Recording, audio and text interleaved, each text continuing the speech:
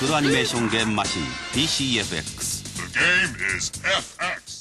Hey everybody, welcome back to Video Game Esoterica and our continuing series on the NEC PC-FX, and today we're taking a look at Zeroigar. I really don't know how to pronounce it, but the wildest thing is this is the only shmup on the PC-FX, and considering it's a console co-developed by NEC and Hudson Soft, the makers of the PC Engine, the fact that they only put one shmup on the entire platform is wild because the PC Engine and the TurboGrafx had tons of shmups, and some of the best of all time. On the poor PC-FX here, we get one. But of course we get a full motion video anime intro because it is the PC-FX and you have to have that by law, but I will say the anime here is quite good. And apparently there's a translation available for this. I just could not get the patcher to work. It kept reporting an error, and honestly I'm talking over that full motion video anyway, so it doesn't really matter too much. Before we get too far involved though, do me a huge favor, go down below and like, subscribe, and that notification bell. And if you feel so inclined and want to support the channel, we got a Patreon link down there as well. But for the only shmup on the PC-FX, it's at least a good thing that Zeroigar is a good shmup. It is not the best shmup I've ever played. I wouldn't call it a great shmup, but if you're into the genre and you want to play something on the PC-FX, this game is definitely going to have you covered. And it has a lot of interesting mechanics that are unlike a lot of other shmups that I've played, and I will talk about them as I get to them. Now the one thing that I'm sure you'll notice instantaneously and takes a little while to get used to, myself included, is your ship at its base speed just flies around the screen. I've never played a shmup where your ship is this fast at the start, and most shmups aren't even this fast when you do have a fully speed power-up ship at your disposal. So it takes a little bit of getting used to as far as not moving too quickly, because when you first start playing the game you're totally just going to start flying into things because a simple press of the D-pad up or down is going to send you wildly forward or backwards. And you'll see I paused there, and that's just because I wanted to check something. And basically, this game has both a level-up RPG style system to it, as well as on-the-fly hot swappable special items that you can use, and shortly you'll see a power bar come up to the right as well. But I really like mechanically what they did with this game because it's almost like a role-playing shmup. You're going to be able to upgrade your ship, you're going to be able to pick different power-ups. Those different power-ups are going to have better or worse effects on bosses depending on what their weaknesses is. It almost feels like a Mega Man with the Robot Masters. You gain their weapon and another boss is going to be weak to that weapon, except they're doing it in the shmup format. And I will say that Stage 1 isn't the most inspiring thing to look at, but this game gets a lot better after you get past Stage 1, if you get past Stage 1, because I will say it is quite difficult. And on the first boss here, you'll see we do have a life bar, and once I hit start, right now we only have that hurricane since we're powered up, but we will get new specials that are going to be more effective later on as we go.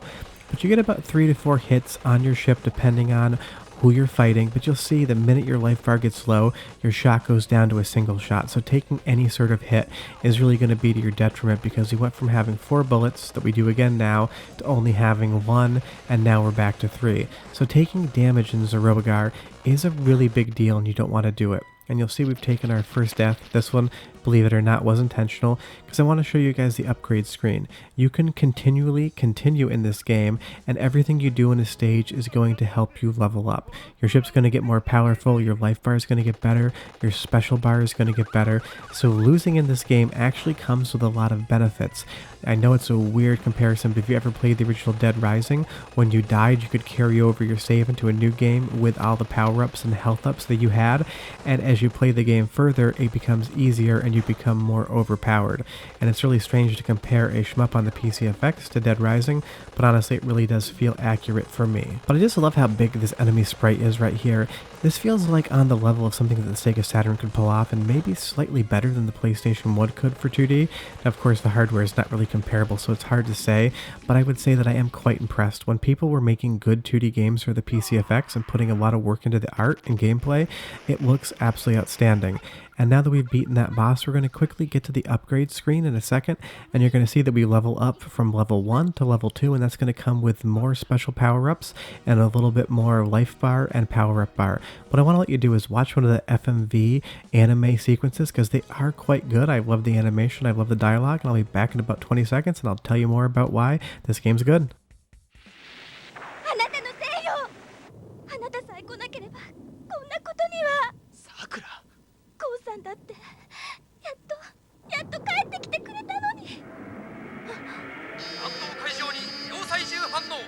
Zeroigar 発進してくだ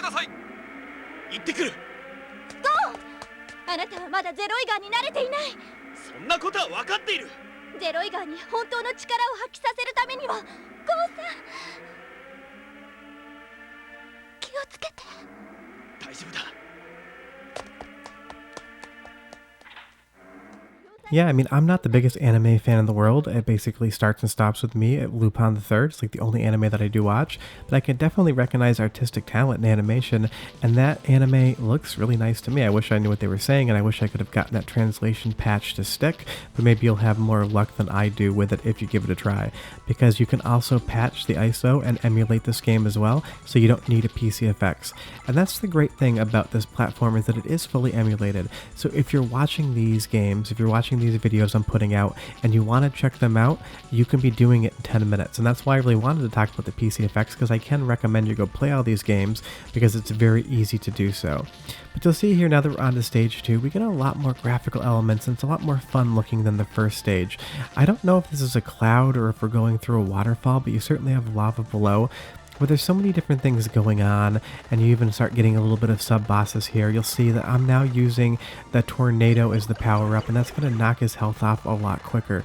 But you'll see here we have different recharges coming out as well. You're going to get green orbs to recharge your life and weapons, and you're going to get these blue cylinders that kind of look like test tubes to refill your special meter. But you're always going to want to be breaking those blocks and collecting everything in them, because if you run out of your special meter, you're definitely going to be at a disadvantage. You'll see there that there's a larger green orb as well that's going to give us a little bit more of that power and health back. But again, this game is a really good shmup. Unfortunately, of course, like every good PC-FX game that I'm going to show you guys, if you actually want to buy it, it's going to cost you. It's not Zenki levels at $2,000. It's going to be about $550, which am I going to pay? Probably not. But people pay more for shmups. I mean, granted, sometimes they're better shmups, but I mean, a cave PCB will go for $2,000 to $3,000. Some of the shmups on the Sega Saturn go for $300, $400, $500. So if you're a shmup collector and you have a PC-FX and you don't own this game, well then you probably will end up buying it, and I hope it looks good on your shelf. I'd love a copy, but I wish I had bought it 15 years ago when I saw it for like 80 bucks. But you'll see here as we go into the next boss, it's some sort of giant stingray looking guy with claws on his arms.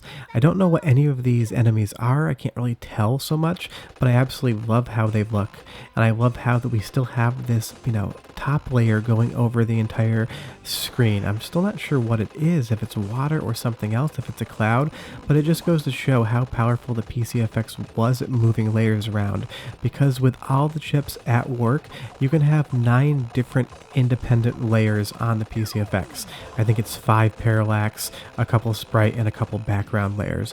But this could move a ton of 2D art around. You can see here, this game never breaks 60 frames a second, and none of the games that I'm going to talk about on the PC-FX actually do slow down once. I've never encountered it. Unfortunately, I did encounter a death there, so we get to level up again through that little continue screen, and then we're right back into the game.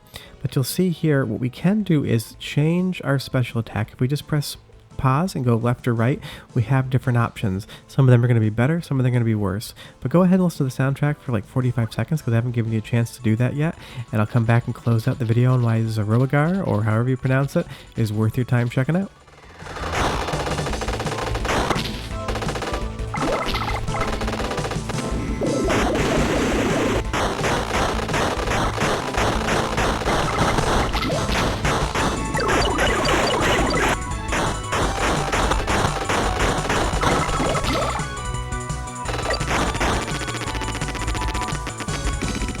I definitely love the soundtrack, even if it seems cheerier than what we're actually doing. We're fighting giant, like, crab spider bots, but the music seems to be thinking we're having a great time doing it.